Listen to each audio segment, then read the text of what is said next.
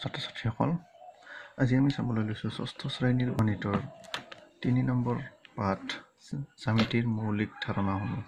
ইয়াত আমি কিছুমান জ্যামিতিক আকৃতিৰ ধাৰণাৰ বিষয়ে আমি আলোচনা কৰিম। তোমালোকে ভালদৰে মন দি ভিডিঅ'টো চাবা। ইয়াত প্ৰথম আমি আলোচনা কৰিম বিন্দুৰ বিষয়ে। বিন্দু কি? এতিয়া চোৱা, তোমালোকে যদি পেঞ্চিল এডালৰ ঠিক জোঙা মূৰটোৰে কাগজ এখনত যদি এটা ফুট চিন দিয়া, সেইটোৱে হ'ব বিন্দু। ইয়াত তোমালোকে এটা ফুট চিন দেখা পাইছা, এইটোৱে হ'ল বিন্দু। বিন্দু একো নাই, একেবাৰে সাধাৰণ বস্তু। এটা বিন্দু আমি যেতিয়া পেঞ্চিল এডালেৰে ফুট চিন দিম, সেইটোৱে এটা বিন্দু। আমি এই বিন্দুবিলাকৰ নাম দিব পাৰোঁ, যেনে এ বিন্দু, বি বিন্দু। গতিকে বিন্দু বুজি পালা নিশ্চয়। ইয়াৰ পিছতে আছে ৰেখাখণ্ড। ৰেখাখণ্ড কি বস্তু চোৱা, যদি দুটা বিন্দু, আমি ইয়াতে দুটা বিন্দু লৈছোঁ, এটা এ আৰু এটা বি বিন্দু লৈছোঁ।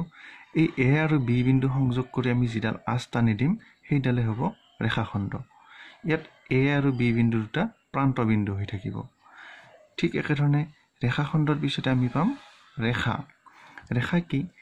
আমি যদি এনেকৈ এডাল আঁচ টানি দিওঁ আৰু দুই মূৰ যদি খোলা হৈ থাকে, অৰ্থাৎ দুই মূৰে বৃদ্ধি হৈ গৈ থাকিব অসীমলৈ, তেতিয়া আমি তাক নাম দিম ৰেখা বুলি।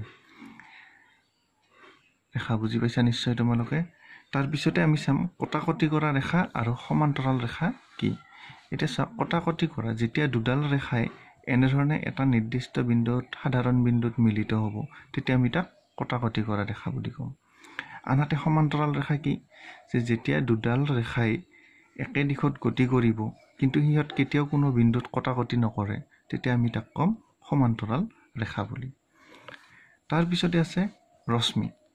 ৰশ্মি কি? যেতিয়া এটা, তোমালোকে মন কৰা যে টৰ্চৰ পোহৰ যদি আমি মাৰি দিওঁ, তেতিয়া কি হয়, এটা নিৰ্দিষ্ট ঠাইত পোহৰখিনি উৎপন্ন হৈ আগপিনে গতি কৰি থাকে। ইয়াতো ঠিক একেধৰণে এক নিৰ্দিষ্ট দিশত গতি কৰিব, এইডালে হ'ল ৰশ্মি। ৰশ্মিয়ে এফালেৰেহে বাঢ়ি গৈ থাকিব। তাৰপিছত আছে সৰল চিত্ৰ আৰু সৰল চিত্ৰ নহয়। এতিয়া চোৱা, মই অলপ আগতে তোমালোকক কটাকটি কৰা ৰেখা আৰু সমান্তৰাল ৰেখাৰ কথা কৈছিলোঁ। এতিয়া সৰল চিত্ৰত চোৱা, কিতাপত আছে তোমালোকৰ 61 পেজত সৰল চিত্ৰ বুলি। ইয়াতে কিছুমান চিত্ৰ আছে। এইটো চোৱা, এই চিত্ৰটো সৰল চিত্ৰ। ইয়াত ৰেখাডালে ক'তো কটাকটি কৰা নাই। কিন্তু এই 3 নম্বৰ চিত্ৰটো যদি চোৱা, এইটো এটা সৰল চিত্ৰ নহয়। তাৰ কিয় সৰল চিত্ৰ নহয়? ই এটা বিন্দুত কটাকটি কৰিছে। এইটোও সৰল চিত্ৰ নহয়, এইটো সৰল চিত্ৰ নহয়, কিন্তু এইবিলাক চব সৰল চিত্ৰ। তাৰপিছতে আছে তোমালোকৰ বন্ধ চিত্ৰ আৰু খোলা চিত্ৰ। এতিয়া বন্ধ চিত্ৰ আৰু খোলা চিত্ৰ কি? যদি চিত্ৰ এটা বন্ধ হৈ থাকে, তাক আমি বন্ধ চিত্ৰ বুলি ক'ম।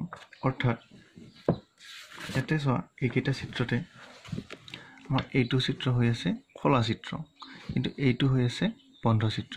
যেতিয়া প্ৰান্তবিন্দু দুটা লগ লাগি থাকে, তেতিয়া আমি তাক বন্ধ চিত্ৰ বুলি ক'ম। আনহাতে প্ৰান্তবিন্দু দুটা যদি খোলা খাই থাকে, তেতিয়া আমি তাক এইটোৰ নিচিনাকৈ খোলা চিত্ৰ বুলি ক'ম। আশা কৰোঁ তোমালোকে এইখিনি বুজি পাইছা। ইয়াৰ পিছতে আমি চাম বক্ৰ। তোমালোকৰ কিতাপৰ 63 পেজত আছে বক্ৰ। এতিয়া বক্ৰ কি বস্তু? ইয়াতে মই দুডাল আঁচ টানি দিছোঁ, চোৱা, এডাল চিধাকৈ দিছোঁ আৰু এডাল বেঁকাকৈ দিছোঁ। এইডালৰ নাম হ'ল সৰল বক্ৰ, অৰ্থাৎ সৰল ৰেখা, কিন্তু আমি তাক বক্ৰ বুলিও ক'ব পাৰোঁ। আনহাতে এইডাল হ'ল বক্ৰৰেখা বা বক্ৰ। এতিয়া চোৱা, এইডাল আমি নাম দিওঁ, অলপ আগতে নাম দিছোঁ এইডালক ৰেখাখণ্ড, কিন্তু আমি এইডালকতো আমি ৰেখাখণ্ড বুলি ক'ব নোৱাৰোঁ। এইখিনিতে বক্ৰ আৰু ৰেখাখণ্ডৰ কথাটো মনত ৰখা। সকলো ৰেখাখণ্ডবিলাকে এডাল এডাল বক্ৰ, কিন্তু সকলো বক্ৰবিলাকে ৰেখাখণ্ড নহয়। গতিকে এইডাল এডাল বক্ৰ, আনহাতে এইডাল এডাল ৰেখাখণ্ড। আশা কৰোঁ তোমালোকে এইখিনি বুজি পাইছা। আজিলৈ ইমানতে ৰাখোঁ। ইয়াৰ পিছত আমি বহুভুজৰ বিষয়ে আলোচনা কৰিম। ধন্যবাদ।